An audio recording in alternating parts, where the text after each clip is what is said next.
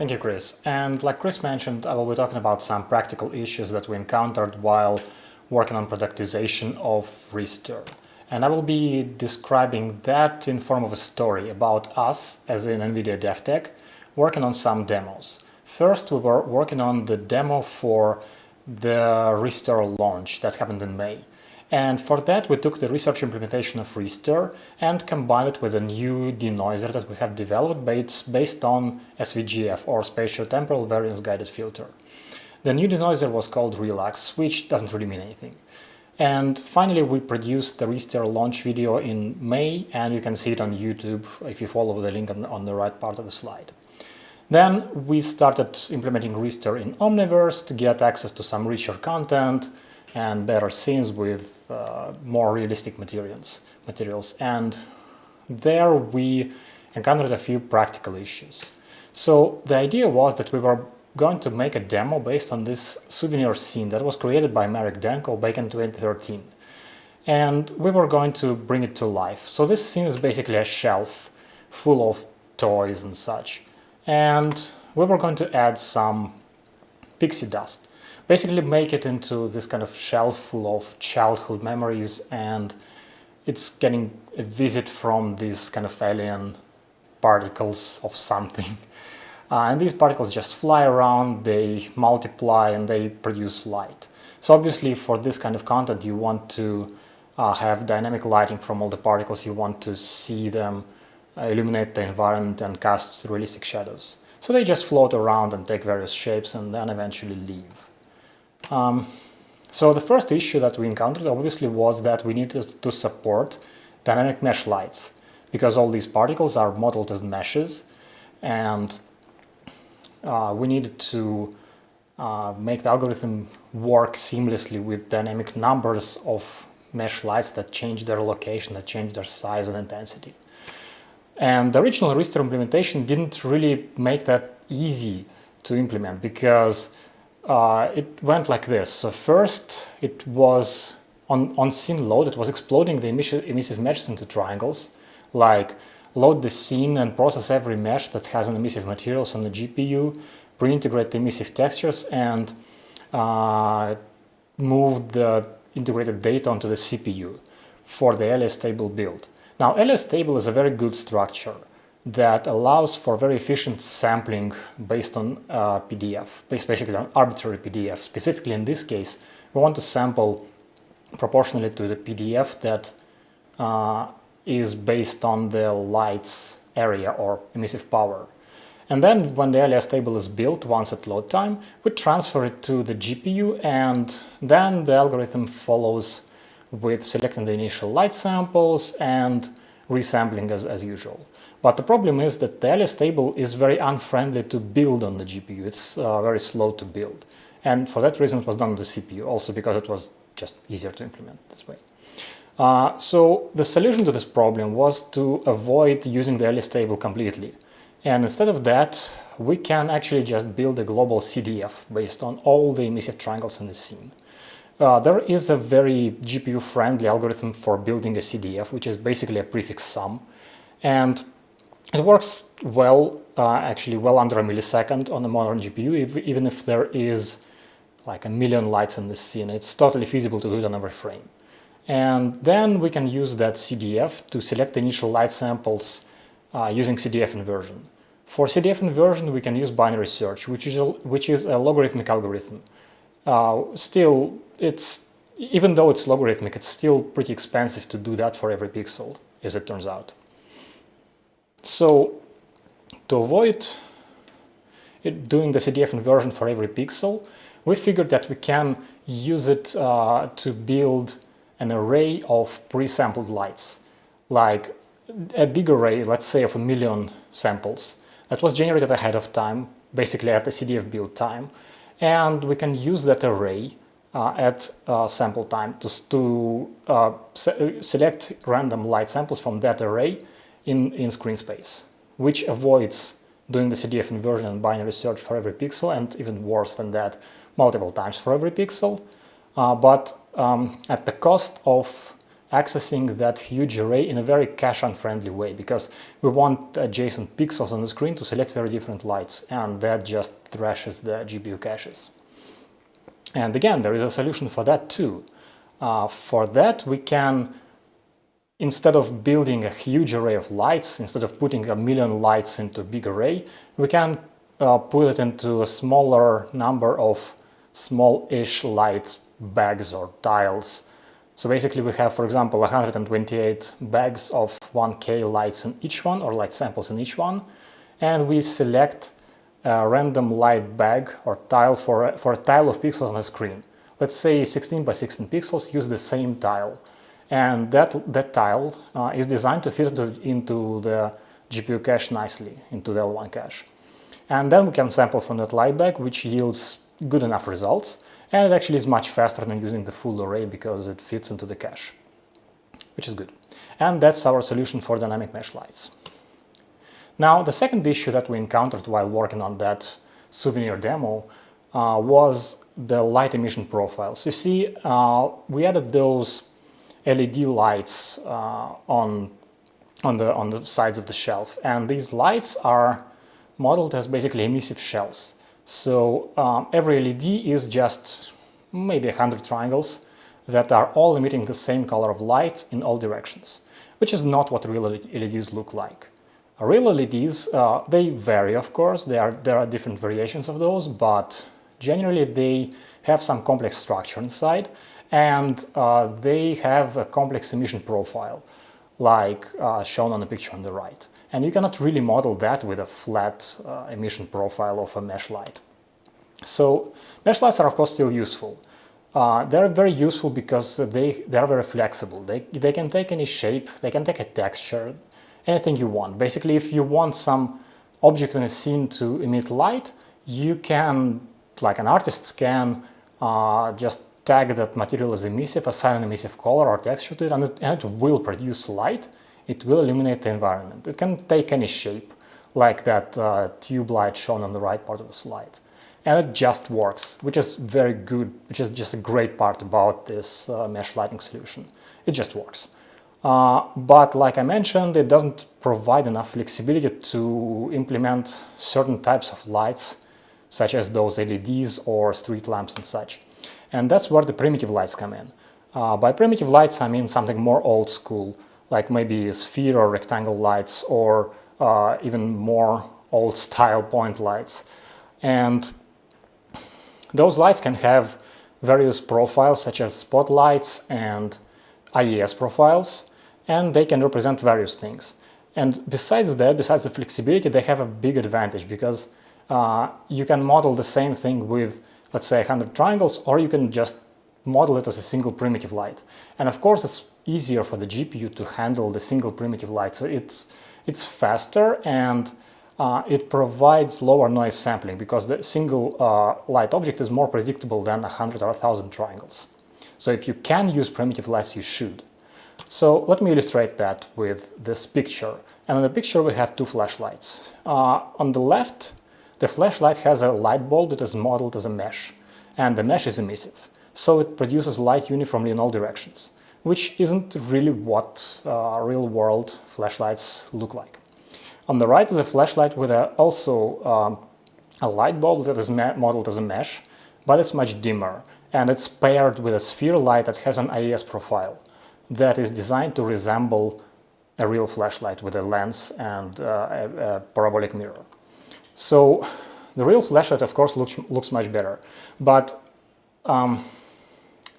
another thing about the one on the left is that you can see there is a lot of noise next to the flashlight on the left. And that noise happens because the algorithm doesn't know that the mesh light that represents the light bulb really produces meaningful light in one hemisphere, sort of. And it tries to sample towards that light bulb from all directions around the flashlight. And since that light is very bright, it thinks it will contribute a lot, but it's actually occluded. So that creates a lot of noise because very few samples are allocated for other lights. And then we can, of course, apply ReSTIR resampling on top, which cleans up the noise pretty nicely. And the result is actually very much usable. We can apply a denoiser to that, which looks basically perfect.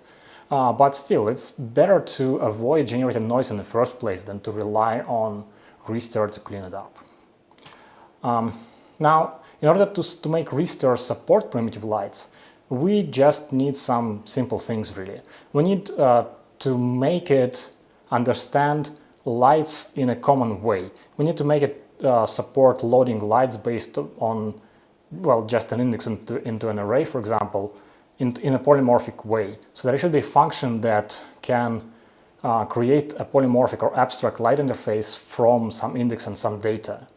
And then when we have this polymorphic light, we just need a way to convert that light into a sample that would represent a position, normal, radiance, and a solid angle PDF from a given receiver point. And that's enough. So we can make the algorithm select the initial primitive light samples separately from the triangle lights. Well, we can combine them as well, but separate data sets make for better sampling quality. And after we select the initial samples, we can just mix them together. We can apply resampling to a mixed array of lights, and in the end get a single sample per pixel that represents either a triangle or mesh light or a primitive light. Now, the third issue that I want to talk about is noise, of course, because noise is the main thing that we're trying to avoid here. And here is an illustration where on the left we have a single sample per pixel picture from that shelf souvenir scene. On the middle is a single sample again, but that sample is selected from 32 random lights. And on the right is a single sample with the ReSTIR amplifier applied. And I didn't say amplifier accidentally. We can actually see ReSTIR as a signal amplifier, as some black box that increases the signal-to-noise ratio, or SNR. So if you feed some mediocre samples, like so-so samples, into ReSTIR, it will come up with great results. Like I've shown on that picture with the flashlights before, we feed it with some noisy pixels that resemble something, and it produces basically a clean picture. We feed it with very poor samples, like one bright pixel in 100, and it will not produce a clean picture. It will actually produce something, but that something will have a lot of flashes and boiling. And let me illustrate that. So here is a picture, an illustration from a different scene, where we have one sample per pixel, and it's very noisy. We apply ReSTIR to that, and the result is boiling. Now, if we start with 32 initial samples, it looks better already without resampling. But with resampling, it looks pretty good, actually. So we should avoid feeding ReSTIR with too bad initial samples, because it just has very limited capacity of improving the signal-to-noise ratio. And bad or poor initial samples happen when we have either too many rooms, like on this example on the subway scene, and in this case, just unlikely that the initial random samples will select a light in the same room. And we can just use more initial samples to counter that, but that's obviously expensive. It would be better to use some form of light culling, such as a potentially visible set data structure or something like that, or maybe assign visibility ranges to lights and cull them before generating the initial samples, if that's possible.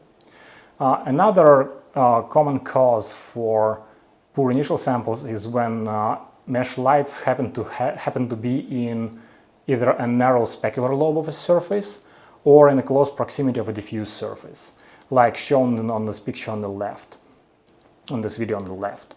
And we can see that the sphere light that is reflected in this paint jar top, it is boiling because there is a lot of other lights in the scene, and it's very unlikely that the algorithm will randomly select a light that is reflected from this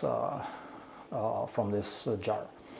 And to improve this situation, we can actually use multiple importance sampling with BRDF rays. So like shoot the BRDF reflection ray from a surface and combine that sample with the other randomly selected light samples. And the fourth and the final issue that I want to talk about is resampling bias. And to illustrate the bias, I want to show these three pictures here from the marble scene. So on the left, biased resampling, where we don't apply the correction. On the right, unbiased resampling, which is correct, but more expensive to render. And on the right is accumulated reference. So what's bias and where does it come from? So bias basically happens when you try to blindly reuse samples that come from other surfaces. What I mean is, when you apply resampling, you can combine reservoirs that are generated using the same PDF. And when they are generated using different PDFs, such as light reservoirs that come from different pixels, you need to correct for that difference. And if you don't, it will be visible as darkening in occluded regions or in motion. So we need to reweigh the samples before accepting them into our reservoirs. And reweighing means we need to account for the original surface position and material of the pixel that has generated the initial reservoir, and for light that generated the sample, and also potential occluders, which means we need to trace additional shadow rays to completely eliminate bias, which obviously is very expensive. For example, if you have 8 spatial samples in the spatial resampling pass, you need to trace 8 shadow rays.